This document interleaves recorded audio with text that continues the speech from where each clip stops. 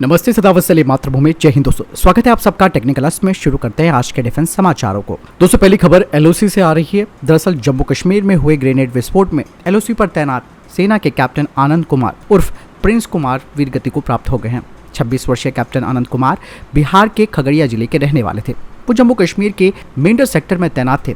बता दें कि ग्रेनेड ब्लास्ट की घटना में उनके साथ जेसीओ सहित 5 लोग भी घायल हो गए हैं। ग्रेनेड ब्लास्ट होने के बाद उन्हें हेलीकॉप्टर से उधमपुर ले जाया गया, जहां उनका इलाज चल रहा था। इलाज के दौरान कैप्टन आनंद वीरगति को प्राप्त हो गए। दोस्तों, हम भगवान से यही प्रार्थना करते हैं कि कैप्टन आनंद कुमार जी की आत्मा को शांति मिले और उनके द्वारा दिए गए सर्वोच्च बलिदान को देश कभी नहीं भुला पाएगा।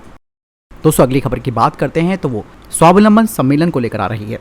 दरअसल भारत के प्रधानमंत्री ने स्वावलंबन सेमिनार को संबोधित करते हुए कहा कि भारतीय सेनाओं में आत्मनिर्भर का लक्ष्य 21वीं सदी के भारत के लिए बहुत जरूरी है। साथ ही प्रधानमंत्री ने कहा कि आत्मनिर्भर नौसेना के लिए पहला स्वावलंबन सेमिनार इस दिशा में अहम कदम है। इसके अलावा उन्होंने आगे बताया कि 75 यानी कि 75 इंडिजिनस टेक्नोलॉजी का निर्माण एक तरह से पहला कदम है। हमें इनकी संख्या को लगातार बढ़ाने का काम करना है।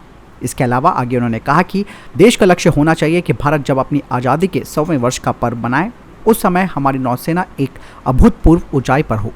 साथ ही उन्होंने कहा कि हमारी हविज़र तोपें स्वदेशीकरण की दिशा में काफ़ी महत्वपूर्ण है। साथ ही प्रधानमंत्री ने बताया कि भारत का डिफेंस सेक्टर आज़ादी से पहले भी काफ़ी मजबूत हुआ करता था। आज़ादी के समय देश में 18 ऑर्डिनेंस फैक्ट्री थी, जहां आर्टिलरी बंदूकें समेत कई तरीके के सैन्य साजो सामान हमारे देश में बना करते थे।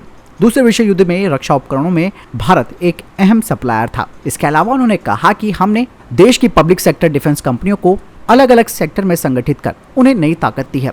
आज हम ये सुनिश्चित कर रहे हैं कि IIT जैसे अपने प्रीमियर इंस्टीट्यूट को भी हम डिफेंस रिसर्च और इनोवेशन के साथ कैसे जोड़ें। दोस्तों, अगली खबर भारतीय सेना से आ रही है। भारतीय सेना प्रमुख जनरल मनोज पांडे जी 18 से 20 जुलाई 2022 तक बांग्लादेश की यात्रा पर रहेंगे। सेना के रूप में कार्यभार संभालने के बाद से जनरल मनोज पांडे की ये पहली विदेश यात्रा है। कहा जा रहा है कि इस यात्रा के दौरान वे 1971 मुक्ति संग्राम के दौरान सर्वोच्च बलिदान देने वाले वीरों को श्रद्धांजलि देंगे। इसके अलावा मनोज पांडे जी वरिष्ठ अधिकारियों के साथ बैठक करेंगे और अलग अलग मुद्दों पर चर्चा की जाएगी। दोस्तों, अगली खबर भारतीय सेना से आ रही है। दोस्तों, बता दें कि भारतीय सेना के ईस्टर्न कमांड के कुछ सैन्य अधिकारियों ने टिबेटोलॉजी का 42 दिन का कोर्स पूरा किया है, जिसे कि उन्होंने central institute of Himalayan and cultural studies में पूरा किया है। बता दें कि इस पाठ्यक्रम में अरुणाचल प्रदेश और असम में तैनात जो अलग अलग ऑफिसर्स थे, उन्होंने इसमें हिस्सा लिया।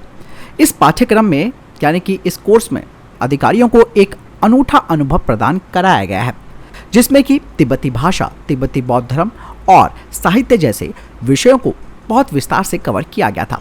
इस पाठ्यक्रम में चिलीपम, दिरांग और बोमिडिला के पास के मठों का भी दौरा किया गया। इसके अलावा तिब्बती जो त्योहार होते हैं और उत्सव होते हैं, उसमें भी सेना के इन अधिकारियों ने शिरकत की और तिब्बती संस्कृति और धर्म के बारे में और ज्ञान अर्जित किया। दरअसल दोस्तों, ऐसा भारतीय सेना इसलिए भी कर रही है ताकि भारतीय सेना के जो अधिकारी हैं वो तिब्बती मूल के लोगों के साथ अपना बेहतर संपर्क बना सके।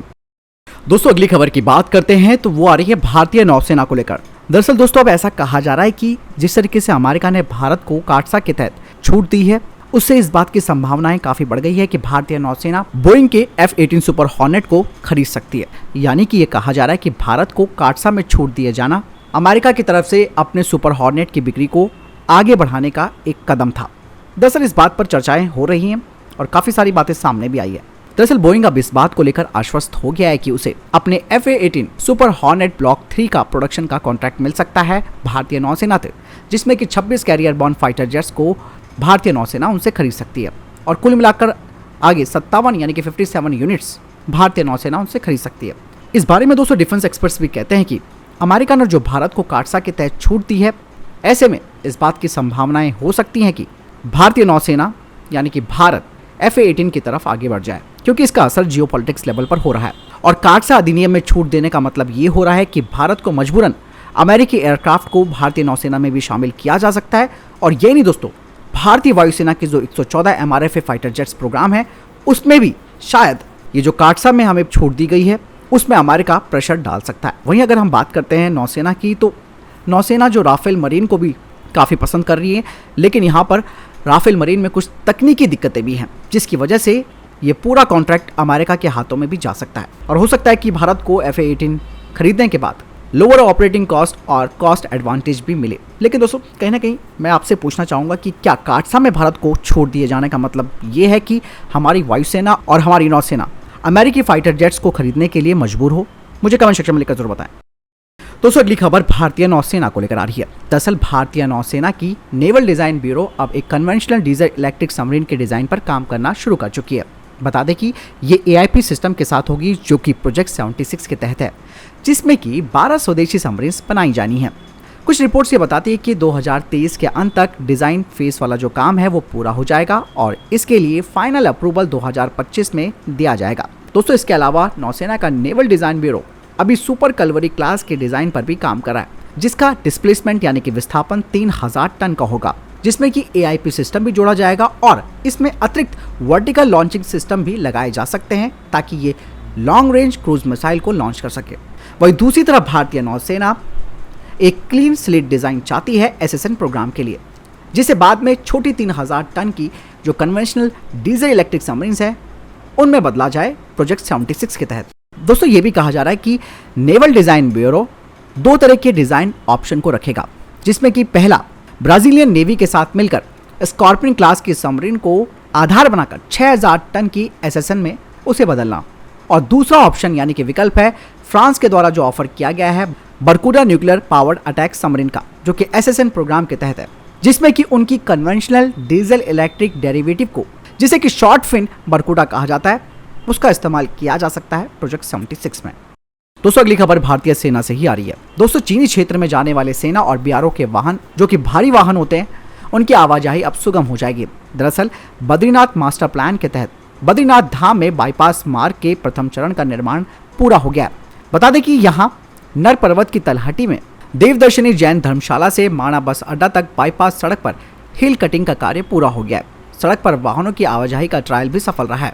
अब इसके दूसरे चरण में डामरीकरण के बाद मार्ग पर नियमित वाहनों की आवाजाही शुरू हो जाएगी। दरअसल 4 धाम यात्रा के दौरान बद्रीनाथ धाम में वाहनों का दबाव बढ़ता जा रहा है। देश के अंतिम गांव माणा के साथ ही चीनी सीमा क्षेत्र में जाने वाले सेना और BRO के वाहन भी जाम में फंस जाते हैं। कई बार धाम में दिन भर जाम की स्थिति बनी रहती है। मास्टर प्लान के तहत सबसे पहले बाईपास मार्ग निर्माण करने का प्रस्ताव रखा गया है।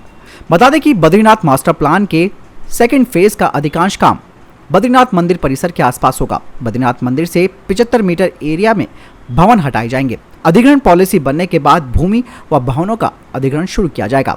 यहाँ पर ब्रह्मकपाल, ऋषिगंगा और ब्रह्मकमल होटल के समीप 3 जगहों पर अलकनंदा पर पुल निर्माण, धाम परिसर के समीप ही 8 आवासीय परिसर स्थापित किया जाएगा। इसके अलावा जो प्रभावित परिवार होंगे उनको मुआवजा दिया जाएगा, और जो मुआवजा नहीं लेते हैं तो उन्हें उसी तरीके की जमीन किसी और जगह पर आवंटित कर दी जाएगी।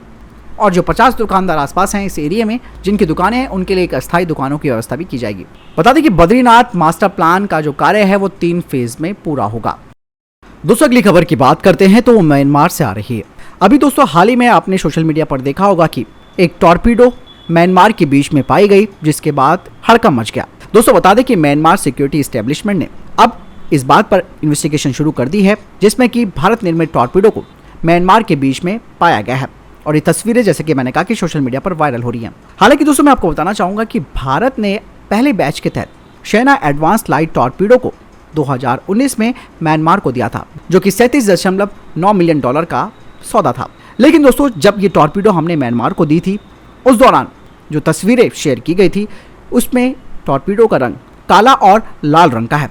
वहीं जो टॉर्पीडो मिली है म्यांमार के बीच पर, उसका कलर यानी कि रंग सिल्वर और नारंगी है। हालांकि सिक्योरिटी एक्सपर्ट्स कहते हैं कि म्यांमार की नेवी की फ्रिगेट ने एंटी सबमरीन एक्सरसाइज की थी और इस दौरान उन्होंने इस ट्रेनिंग टॉर्पीडो को लॉन्च किया हो, जिसे म्यांमार की नेवी ने रिकवर नहीं किया। तो दोस्तों ये अभी तक के टॉप डिफेंस और स्पेस अपडेट। वीडियो के संबंध में कोई प्रश्न जवाब, आपको कोई सवाल है, कमेंट सेक्शन में लिखकर जरूर पूछ सकते हैं। मिलता हूं नए वीडियो के साथ। चैनल जरूर सब्सक्राइब कीजिएगा। जय हिंद, वंदे मातरम।